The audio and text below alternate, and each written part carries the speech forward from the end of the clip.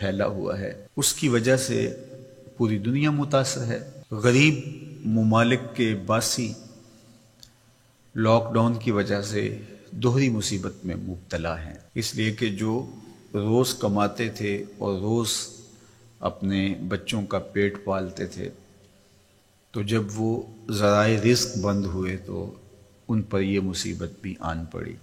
ہمارے مالک نے ہمیں حکم دیتے ہوئے ارشاد فرمایا وَفِي أَمْوَالِهِمْ حَقٌّ لِلسَّائِلِ وَالْمَحْرُومِ،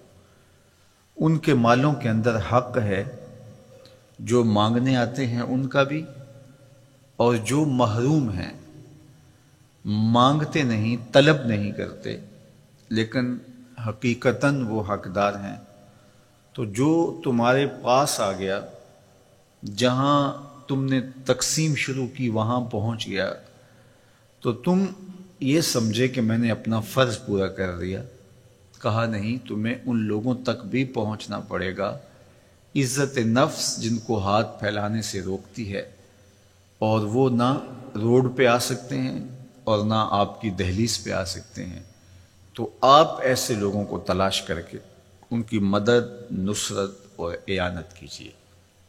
تو یہ موقع ہے ایسے لوگوں تک پہنچنے کا۔ ابتداً جب یہ مرض پھیلا تو لگ یہ رہا تھا کہ 1-2 ہفتوں کے بعد حالات معمول پہ آ جائیں گے۔ 1 مہینے سے زیادہ عرصہ بیت رہا ہے اور ابھی تک حالات جوں کے توں ہیں۔ مجبوراً کچھ شعبہ جات کو کھولنا پڑا اور زندگی کا پہیہ جاری رکھنے کے لیے کچھ فیصلے لینے پڑے، لیکن حزم و احتیاط کے ساتھ، احتیاطی تدابیر کے ساتھ ہم سب کو آگے بڑھنا چاہیے۔ مساجد میں لوگوں کے آنے کے حوالے سے بات چل رہی ہے۔ میں سمجھتا ہوں کہ جو اہل علم طبقہ ہے، مساجد کے کارپرداز ہیں، علماء کرام ہیں، انہوں نے بھرپور تعاون کیا ہے۔ عمومی طور پہ جب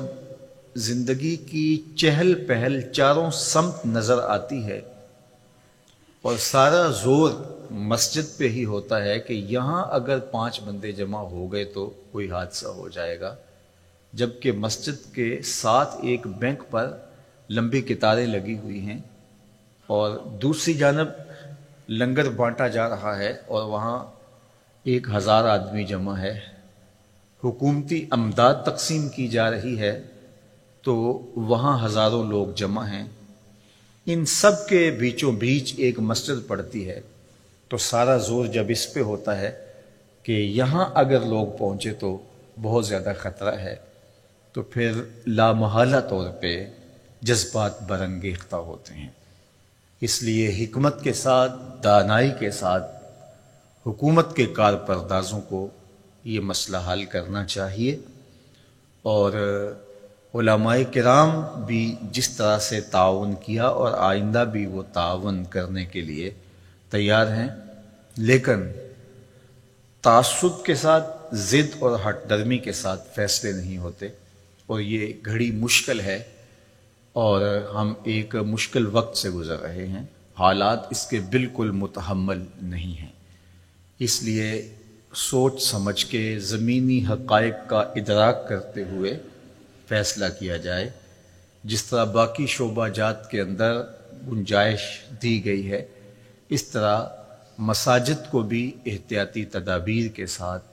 کھولنے کی اجازت دی جائے، تاکہ لوگوں کا مسجد میں